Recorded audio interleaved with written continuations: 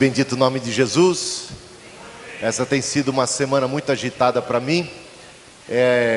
Basicamente, contando assim, 10 mensagens em uma semana. Essa é a 10ª mensagem que prego nesta semana, que tem sido muito intensa. Tivemos basicamente 2 concílios agora, terminamos com o Concílio Leste. Hoje de manhã estive pregando lá num retiro, no encontro de pastores em Santa Isabel, e o resultado é maravilhoso. A igreja do Senhor está muito firme, muito forte, e a gente louva a Deus. O Francisco esteve comigo ontem para um culto especial em homenagem ao pastor Expedito, que foi pastor desta igreja por muitos anos e que na ocasião já completa agora 50 anos de ministério e vai se aposentar. Então foi um culto de jubilação e quase que um culto de jubileu pelos 50 anos, e foi algo maravilhoso. E o Francisco, representando a igreja, entregou um presente, uma placa também de agradecimento, de honra a esse servo do Senhor. E o Francisco testemunhou ontem, porque na hora das designações estávamos reunidos num ginásio, e um ginásio que cabe milhares de pessoas, e bem largo, bem amplo, e ali chamávamos os pastores à frente, e não cabia de pastor de lado a lado naquele ginásio. E há poucos anos atrás, no ano de 1990, eu lembro de estar sentado aqui entre os pastores metodistas, e todos cabíamos aqui, sentados aqui à frente, no ano de 1990. E agora trata-se de apenas um concílio, e temos 5, e num único concílio, já temos esse volume que realmente é impressionante. Em poucos anos, como a igreja se espalhou, como a igreja alcançou novos territórios, novas cidades. E este era o Concílio Leste, apenas o 5º concílio que celebramos este ano. Louvamos a Deus por aquilo que Ele está fazendo, muito ânimo, muita alegria em cada coração. Eu quero hoje compartilhar com vocês a palavra de Deus por boca do servo apóstolo Paulo, que se encontra em Filipenses capítulo 4, do versículo 4 até o 7. Filipenses 4, de 4 a 7. Coloquemo-nos em pé para a leitura da palavra do Senhor.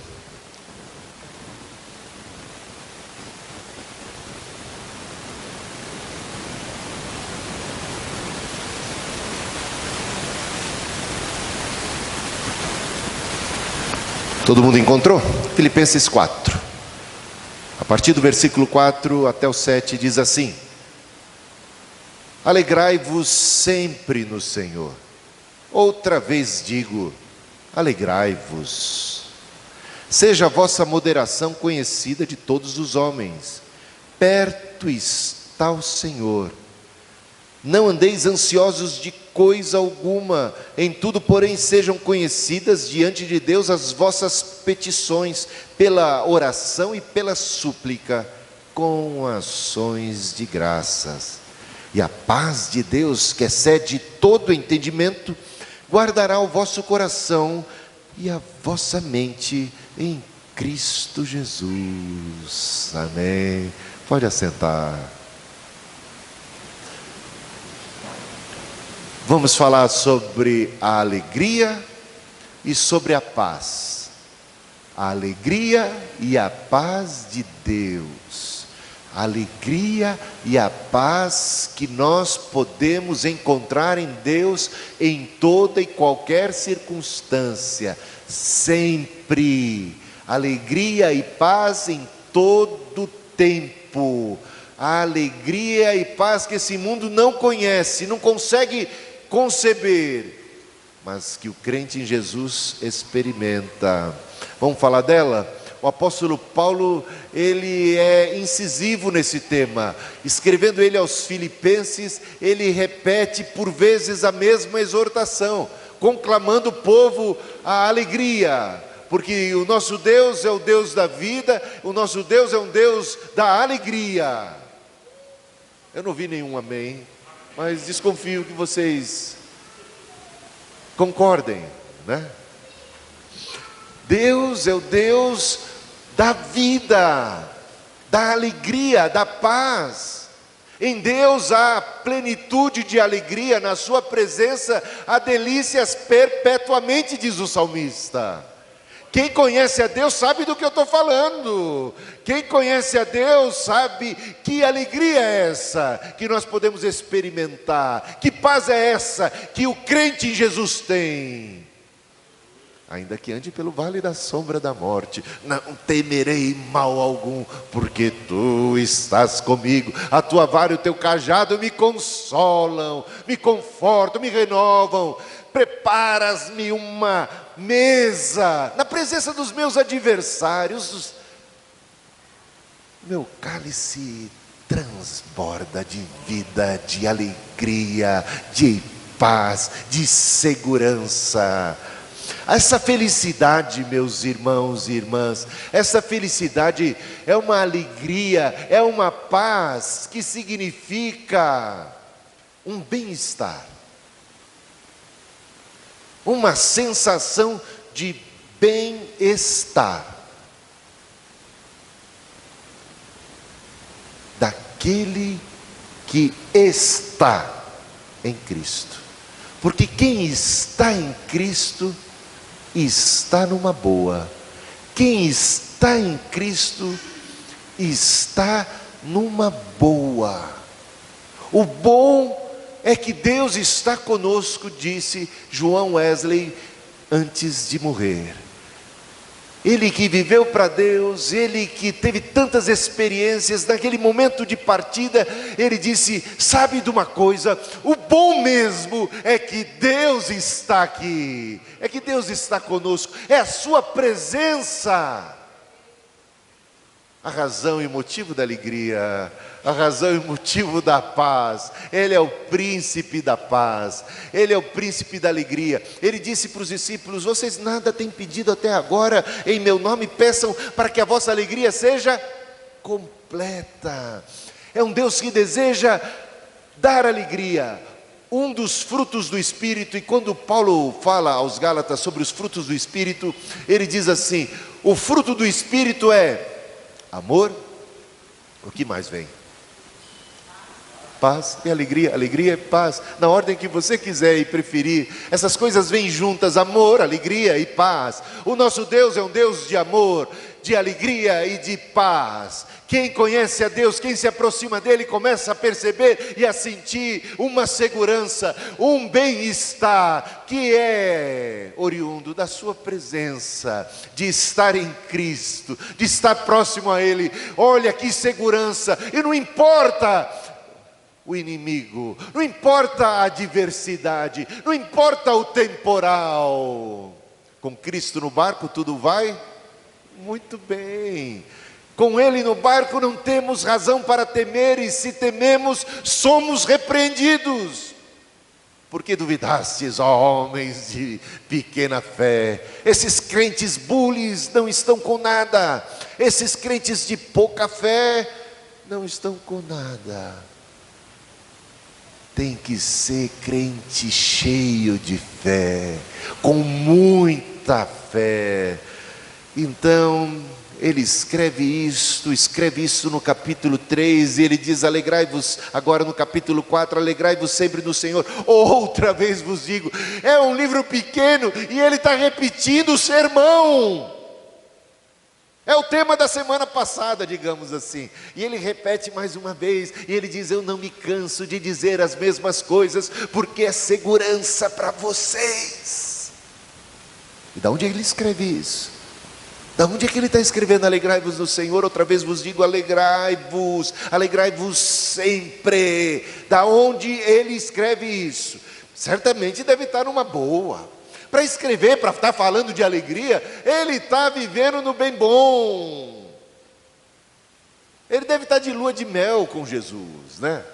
Deve ser um recém-convertido que ainda não teve muitas experiências de deserto na vida. Você sabe em que situação se encontra o apóstolo Paulo quando escreve a carta aos Filipenses? Ele está preso, ele está na cadeia. É de lá que ele escreve. E ele escreve para uma igreja que está um pouco entristecida, até mesmo pelo fato de ver o seu apóstolo encarcerado. Então, ao olhar para o servo de Deus, o apóstolo prisioneiro, dá uma ideia de que Deus está fracassando, dá uma ideia de que o evangelho está em decadência, dá uma ideia de que alguma coisa está muito errada nesse universo, e que Deus deve ter se aposentado, ou então perdido o controle e as rédeas da situação. Quando olhamos e vemos os apóstolos prisioneiros, ou muitas vezes os apóstolos sendo mortos, os líderes e os servos de Deus sendo perseguidos, parece que o mal está triunfando sobre o bem. Parece que as coisas estão fora do controle divino. E isso sempre é uma tentação para nós passarmos a duvidar do cuidado, do poder, do amor, do cuidado, da providência divina. Passamos a ficar com a pulga atrás da orelha, com o pé atrás em relação a Deus, e passamos a olhar para o mal no mundo, para as ameaças, para os perigos, para tudo aquilo que nos coloca em xeque nesse mundo, para tudo aquilo que ameaça destruir a nossa vida, como algo forte, poderoso. E o que acontece é, ao olhar a realidade do mal, vislumbrando-a e vendo o mal se expandir, a ideia é que esse mal vai nos alcançar, seremos mais cedo ou mais tarde tomados por ele, seremos como que engolidos pelo dragão, seremos afogados pelas ondas, seremos sufocados pelo mal. Alguma coisa, alguma notícia ruim, alguma enfermidade, alguma a crise vai acontecer, e tudo ameaça a nossa vida, a nossa paz, a nossa felicidade. Começamos então a experimentar uma inquietude, uma ansiedade esta que é quase que a marca registrada, o carimbo na alma de cada criatura humana. Vivemos num século que pode ser muito bem descrito como o século da ansiedade, da angústia. Os consultórios dos psicólogos, dos psiquiatras, eles estão sempre abarrotados, a fila é grande, sem contar aqueles que não têm nem condições para tanto. Quanta falta de paz, quanta falta de alegria, quanto drama, quanta angústia, porque vislumbramos o mal e não conseguimos enxergar a Deus. Onde está Deus? Não vemos, só vemos o mal. E aí, falta de paz. E aí, angústia. E aí, medo. O mal é real, Deus é fantasia. O mal está aí, o mal está perto. Deus onde está? Está entendendo? Toda a angústia é em si mesma fruto de uma fé no mal e de uma descrença em Deus. Em algum sentido, em alguma medida, mais ou menos, dependendo da pessoa ou da circunstância, é o que acontece. Ou estamos levantando a bola do mal, ao mesmo tempo, ou então estamos diminuindo a presença de Deus. E a igreja de Filipos se encontrava perseguida também pelo Império Romano, se encontrava também a contemplar um apóstolo prisioneiro e se sentia à mercê deste mal que encarcerava seu líder principal. E isto é ameaçador. E é de lá da cadeia que o apóstolo Paulo escreve: alegrai-vos no Senhor. O fruto do Espírito é alegria, é paz que o mundo não conhece. Porque qual é a paz que esse mundo conhece? É a paz do bem bom, não é? É a paz da prosperidade, é a paz da saúde, é a paz da felicidade conjugal, da felicidade familiar, é a paz do estar de bem com os amigos, é a paz dos ventos estarem soprando a favor, da chuva estar caindo sobre São Paulo, sobre a nossa horta. Às vezes falta paz porque a chuva não vem, falta paz porque não tem prosperidade, falta paz porque não tem provisão, porque não tem um bom plano de saúde, falta paz porque não tem uma previsão para o futuro, falta paz porque está faltando saúde, falta paz porque falta amigos, falta paz porque falta uma boa família, porque falta um bom parceiro, porque falta uma boa parceira, falta paz porque as coisas não são como a gente sonhava que fosse. A paz desse mundo é uma paz circunstancial, ela depende muito do que é que está acontecendo e de quais são as nossas condições. A paz que esse mundo conhece é uma paz do bom, é uma paz do bem, em termos materiais, em termos físicos, em termos emocionais, em termos concretos, tudo conspirando a nosso favor. Aí sim experimentamos a paz. O problema é que esse tipo de paz é muito frágil, e mais ainda, ela não é só frágil por causa das inúmeras ameaças a essa condição, porque essa condição não é definitiva, é apenas um retrato momentâneo, né? Coisas acontecem e a doença chega. Coisas acontecem e um incidente, um perigo, um assalto, um mal, uma crise, uma reversão no quadro político, social, econômico, uma guerra, sei lá o que. Eu não estou dizendo que essas coisas vão acontecer, estou dizendo que nós todos estamos sujeitos às intempéries desta vida, de uma maneira ou de outra.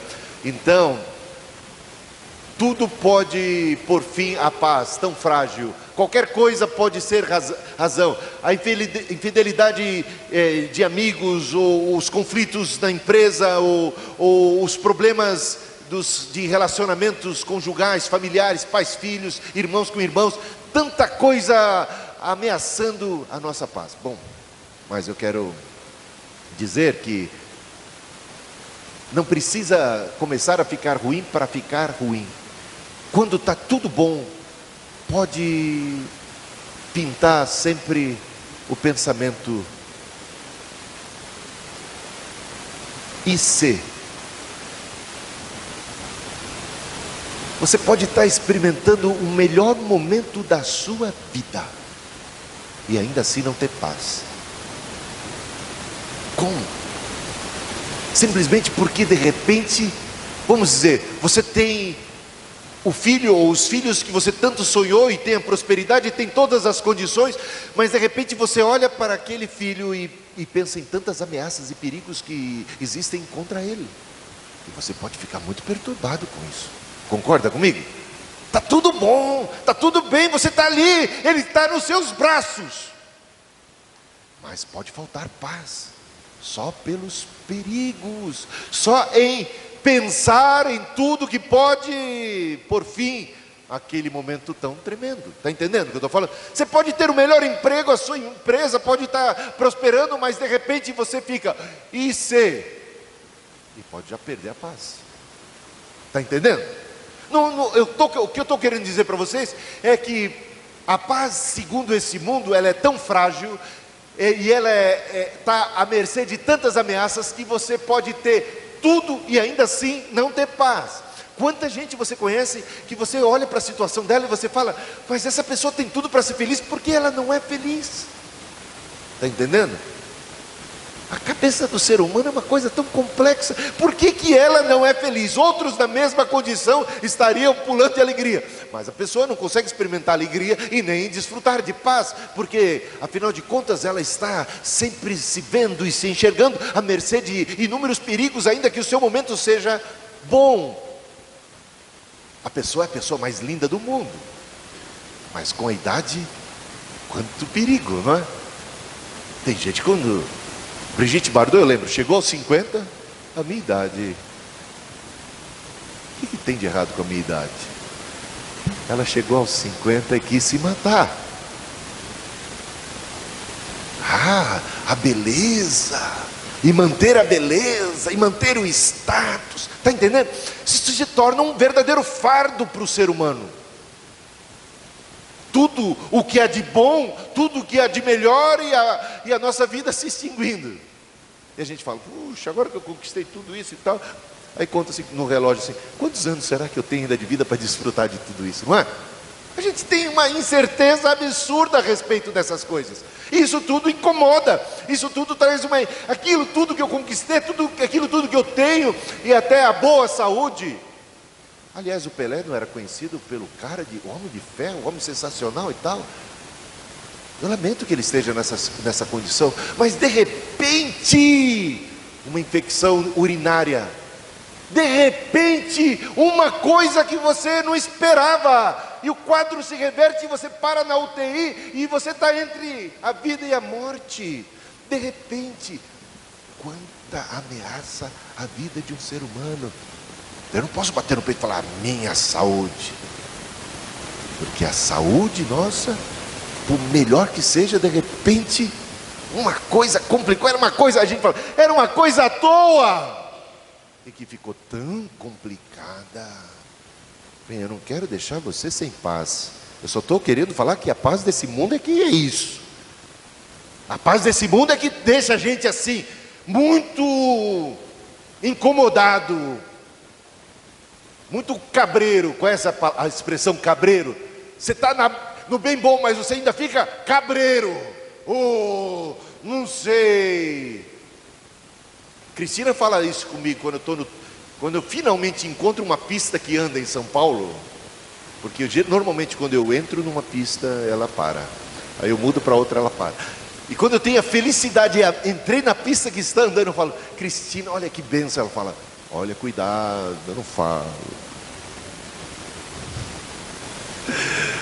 Curte, Cristina, estamos na pista que está andando. Vamos curtir. Mas você vê, não fala, de repente trava tudo. A gente não consegue curtir a pista que está rolando, porque existe sempre a ameaça dela travar. Está entendendo? É um exemplo de uma mulher que às vezes está ao seu lado, e não consegue desfrutar alguns segundos de paz no meio do trânsito, de alegria no meio do trânsito em São Paulo. Isso é simplesmente um sintoma de que nós estamos muito sujeitos às intempéries. O tempo está bom, mas de repente pode vir temporal. Eu não quero assustar ninguém, é só um quadro da realidade. Jesus fala da paz que Ele dá. Ele fala, a minha paz vos dou, não como o mundo a dá. É uma paz distinta. A paz de Deus que excede a todo entendimento humano, guardando os nossos corações, a nossa mente. Ela excede o entendimento humano. Guarda o coração, guarda a mente. A alegria do Senhor. Diz o Abacuque, que vivia um momento de muita seca, um momento de verdadeiro deserto, de muita tribulação.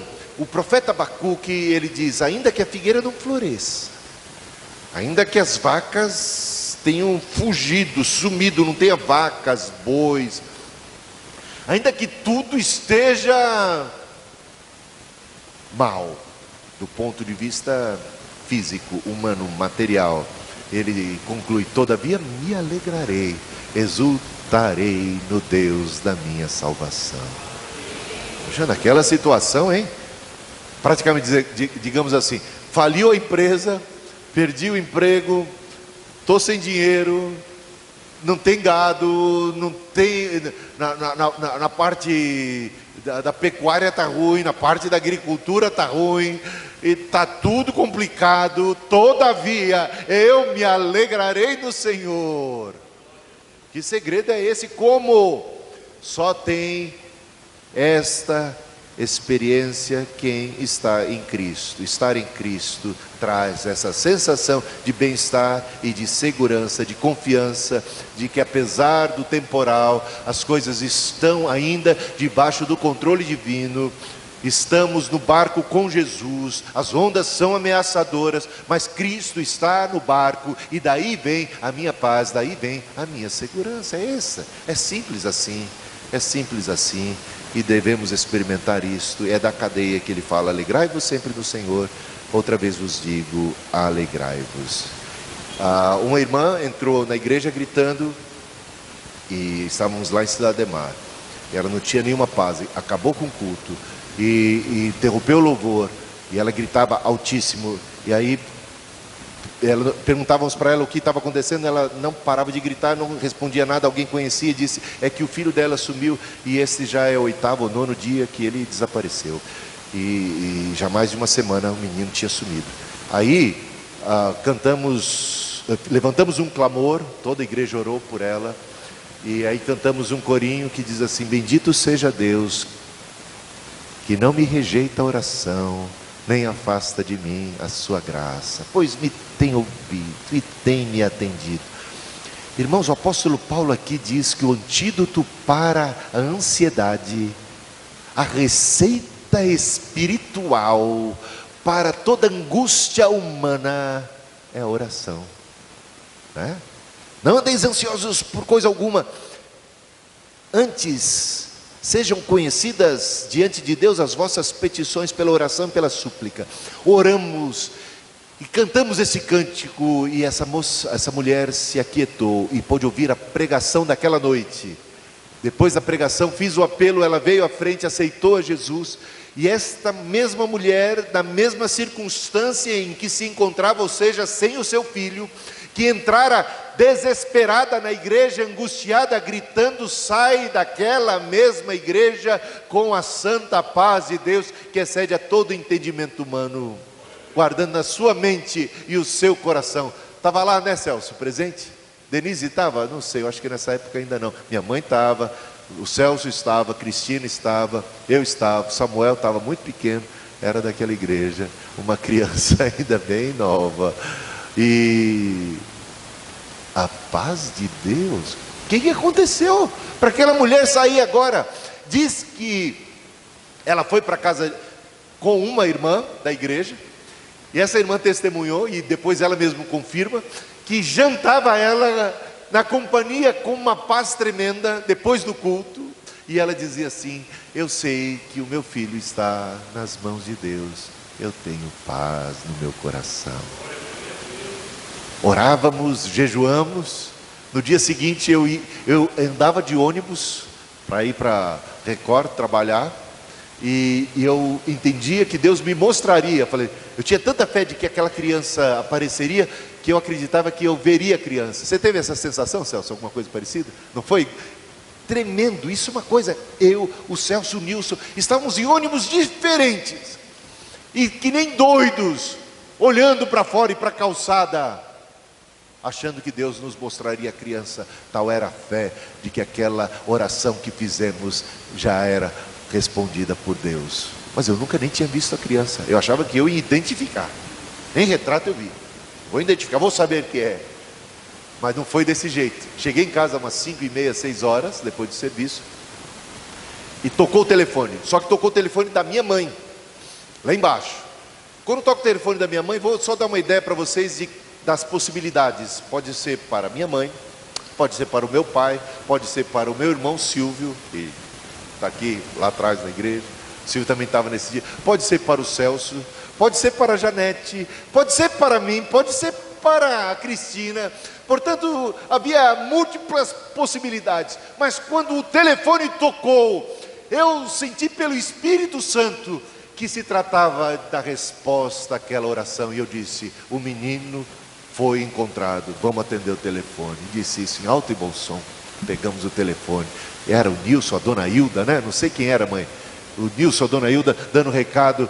Ele apareceu, ficou com amnésia todos aqueles dias, uma semana com amnésia, mas quando orávamos, a sua memória recobrou a memória. Estava em São Bernardo, e foi parar na casa daquela mulher. A paz de Deus, ela experimentou antes do menino voltar. Está entendendo? A paz que excede a todo entendimento humano. Se ela tivesse paz quando o menino voltasse, seria a paz do mundo, não é? Ou a alegria do mundo, que está, tem coisa boa, eu me alegro, tem coisa ruim, eu choro, fico triste, fico emburrado, fico irritado. Não é assim o ser humano? A paz de Deus que excede a todo entendimento humano, guardando sua mente e coração. Vou terminar contando uma ilustração que quem é mais antigo da igreja já ouviu. Quem é novo, e tem muita gente nova chegando agora à igreja, e eu vou contar para vocês e os outros vão lembrar. Eu era uma criança, não sei quantos anos eu tinha de idade, era coisa como 8, 7, eu 8, o Celso 7, o Silvio devia ter lá uns 3 anos de idade. Em casa, meu pai chegou naquele dia que era o dia do pagamento. Chega em casa e quando ele põe a mão no bolso, ele descobre que o seu bolso estava rasgado e não tinha pagamento. Não foi assim, pai? Meteu a mão no bolso, ou o bolso fundo, que ia quase lá na canela, cadê? Esse bolso não era assim. Alguém o roubou no ônibus apertado, uma gilete, alguma coisa assim. Todo o pagamento do mês.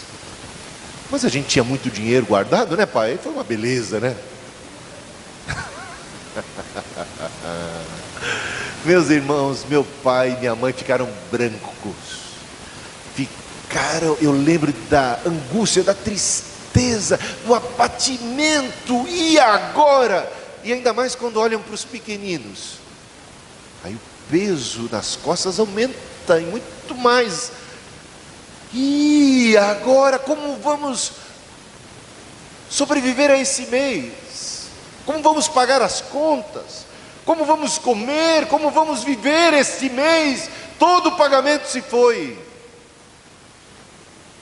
Eu sei que eles estavam bem abatidos, bem tristes. Eu lembro da fisionomia e da sensação de tristeza deles. Mas como eu era uma criança inconsequente, eu dormi que era uma beleza aquela noite. Imagino meu pai e minha mãe, uma noite daquelas de revirar na cama para um lado e para outro e não conseguir dormir, e só preocupação e só ansiedade. Eu não sei, eu só estou imaginando, pelo abatimento que eu vi. Mas sabe o que me trazia muita segurança? Eu entendi que o problema era grave, mas eu falei, meu pai é um herói, minha mãe, meu pai, eles vão dar um jeito nisso, eu vou dormir, né? A criança não é assim? A criança é assim. Está uma loucura as questões financeiras da família, está em crise, e a criança dorme. Eu não sei, meus irmãos, eu comi, eu pulei, eu brinquei. Aquele mês não foi nada diferente dos outros meses. Nenhuma preocupação, nenhuma ansiedade. Como criança, eu vivi a vida e aquele mês em toda a plenitude infantil. Lembra disso, Celso? O Celso já era mais novinho, não lembro. Mas eu pulei, dancei, brinquei, joguei bola. Isso é problema do meu pai. Agora, aqui diz, alegrai-vos sempre no Senhor, outra vez vos digo, alegrai-vos. A paz de Deus que excede a todo entendimento, guarda o seu coração e a sua mente. A paz, experimenta essa paz de Deus, experimenta essa alegria em todo o tempo, sempre. A palavra sempre é muito importante, guarda ela aí, guarda sempre, sempre, alegrai-vos sempre, em todo o tempo. Fala a ele da cadeia, do momento de adversidade. Quero contar isso para vocês, porque meu desejo hoje era voltar lá atrás no tempo. Isso, lá se vão 40 e tantos anos atrás. 40 e tantos anos atrás. Se eu pudesse voltar lá atrás e fazer uma viagem no tempo e trazer meu pai e minha mãe daquela noite para os dias atuais, para esse culto, e mostrasse, vocês têm uma bisneta, vocês têm netos, vocês têm 9 netos, Nenhum dos seus filhos morreu, ainda vai nascer mais uma filha, né? Ainda vai nascer mais uma. Não se preocupem, eu sei que a situação é crítica, mas Deus está cuidando de vocês. Vocês vão vencer, vocês vão sobreviver. Se a gente pudesse fazer essa volta, eu acho que meu pai ia dormir melhor aquela noite, não ia? Minha mãe ia também experimentar. Isso seria o que a gente chama, experimente a paz de Deus. Mas a gente não pode fazer isso. A gente está enfrentando a luta daquele momento, e aquele momento é tudo o que a gente tem. E o que eu quero ajudar vocês é saber que, apesar de vocês não poderem fazer uma viagem no tempo e ir lá para frente para ver como as coisas sairão, o que você pode fazer com certeza, apesar de toda angústia, de toda pressão, de tudo que parece ser contrário e ameaçador sobre sua vida, o que você pode fazer nesse instante é olhar para Deus, é lançar sobre Deus a sua ansiedade, é confiar no Senhor, e dele vem alegria, dele vem paz, porque dele vem nossa segurança, dele vem a nossa segurança.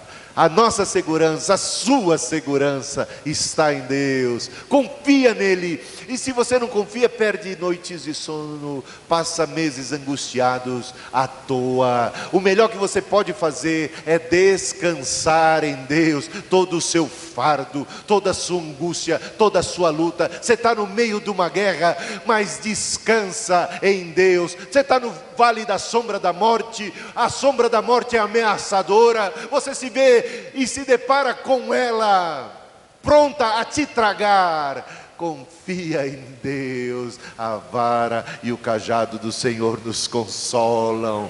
Confia em Deus, descansa. Esse quadro atual não é o fim, esse é o retrato momentâneo, é uma circunstância transitória, e aquele que confia em Deus vence, aquele que confia em Deus não será destruído. Confia em Deus. Coloquemos-nos em pé. Quantos se sentem desafiados? Samuel vai cantar uma música que ele compôs e que a gente cantou no momento de turbilhão na nossa vida. Tudo contrário, tudo ameaçando, e de repente ele cantou, e nós como família fizemos o que esse texto diz: não andeis ansiosos por coisa alguma, antes sejam conhecidas diante de Deus as vossas, ou seja, a sua ansiedade se transforma em oração, em petição, em oração, sejam colocadas diante de Deus. E a paz de Deus, que excede a todo entendimento humano, guardará vossa mente e vosso coração. Os pastores estarão aqui apostos para interceder por aqueles que entendem que esta é uma mensagem de Deus para a sua vida. Que você por vezes se encontra um tanto desencorajado, que por vezes